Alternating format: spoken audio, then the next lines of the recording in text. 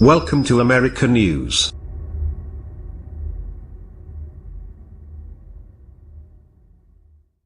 I didn't know how much I hated the term independent scholar until people began to use it to describe me. I left academe 4 years ago to try to make it as a full-time writer, and I identify myself as such. Academics, however, still seem to struggle with this marker of identity and others like it, and they almost always default to independent scholar. The term usually describes a person with a Ph.D. who does not have an academic affiliation but who still participates in academe, by going to conferences or publishing books with academic presses, for instance. It does not matter whether this person is unaffiliated by choice or because of the terrible job market. Independent is inherently referential. You are independent of something. While scholar refers to a specialist in a branch of study, the combination independent scholar is a status simultaneously defined by academe and separate from it. It both claims and marginalizes unaffiliated scholars. Outside of academe, this terminology makes no sense.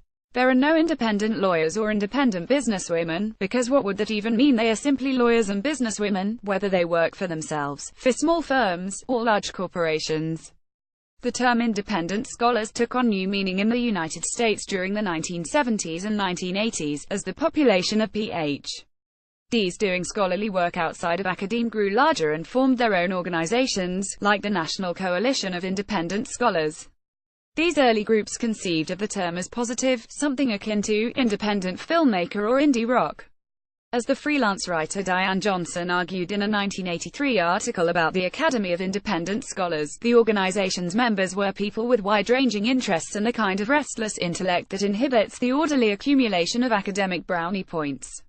The term connoted freedom and rebelliousness without being tied to universities' rigid expectations for promotion to tenure. These scholars could do whatever they wanted. Today, however, for those of us without an affiliation who want to remain within academic circles, there are struggles. It is difficult to secure funding for research or to gain access to library and error sources. There is also the term independent scholar itself, and the status it now conveys. Laura Stemple Mumford, a literary scholar, embraced the term independent scholar, yet struggled, 10 years after getting her Ph.D., with the constant need to make my story audible against the dominant narratives of the profession. The dominant narratives, she thought, suggest that if you do not end up on the tenure track, you must be lazy, intellectually shallow, poorly trained, or insufficiently committed to the rigors of academic life. These narratives have only grown stronger as a result of the job market crisis. In the field of history, there are more than twice as many Ph.D.s produced each year than there are jobs advertised. One would think this would result in a more capacious definition of success. Instead, most Ph.D. institutions still only pay lip service to alternative career training, encouraging their students to think only of a future on the tenure track. As the number of independent scholars grows, the term's association with professional failure hardens. I am sure that most professors and grad students who use this term do not intend any disrespect, but by using it uncritically they marginalize those of us they apply it to. At no time is this more apparent than in the late summer and fall, when scholars are scrambling to put together panels for next year's conferences, and to register and make arrangements for attending this year's meetings. To participate, we must fill out forms and identify our institutional affiliations. Sometimes there is an option for independent scholar. The best-case scenario is a box to check called Other. On most academic conference registration sites, however, there is no option to choose writer or artist, a journalist or freelance editor. This inability to accurately identify ourselves is alienating. This suggests that academic organizations do not welcome, or, at the least, are uncomfortable with, anyone who writes, teaches, and does scholarly work in contexts other than academe. This is part of a larger adherence to traditional academic beliefs and hierarchies, including what constitutes scholarly work and who is hireable. Departments may encourage students and professors to write op-eds and columns for the public, but these forms of writing do not count for tenure.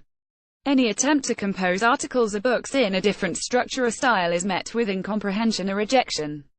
I left academe after 12 years of teaching because, as an adjunct with 2 books, I made no sense to any hiring committee. I did not fit into the long-established structure of departmental tenure and promotion. As the number of jobs in the humanities continues to decline and the number of Ph. D's continues to grow, a situation that is profoundly unethical, but that's an issue for another day. The number of scholars working in contexts other than academe is only going to rise. Those who work in academe must focus on this crisis. In the meantime, they need to stop marginalizing unaffiliated scholars. They can do so in the following ways: embrace writers, journalists, artists, and other scholars as true colleagues, by asking them how they would like to be identified. If they choose independent scholar, great. If not, great. But let them decide. As the ethnomusicologist Rebecca Bodenheimer has suggested, begin a conversation with a fellow scholar with what do you work on rather than, where are you. Professional organizations on conference registration and proposal submission sites give scholars the opportunity to define themselves and their work in whatever way they wish. Or, barring that, forego printing affiliations on conference badges and in programs altogether. Conference program committees make a concerted effort to recruit scholars from a range of professions for panels and roundtables, and not just those that focus on alternative careers. These are small steps, but they matter. They would signal to those of us who are engaged in rigorous research and writing that we are part of a scholarly community. They would indicate that we can contribute our ideas, create social and professional networks, and engage in discussions with our academic colleagues. Professors and grad students would also benefit from this more diverse community. Additionally, shifting our language and making room for self-identification would create a new series of inclusive professional norms. These changes would also make scholars working outside the academy fully visible, forcing everyone to reckon with the current conditions of the academic job market. This is absolutely critical to the future of academe. If we want to continue to produce knowledge, we must validate the different types of work that scholars do.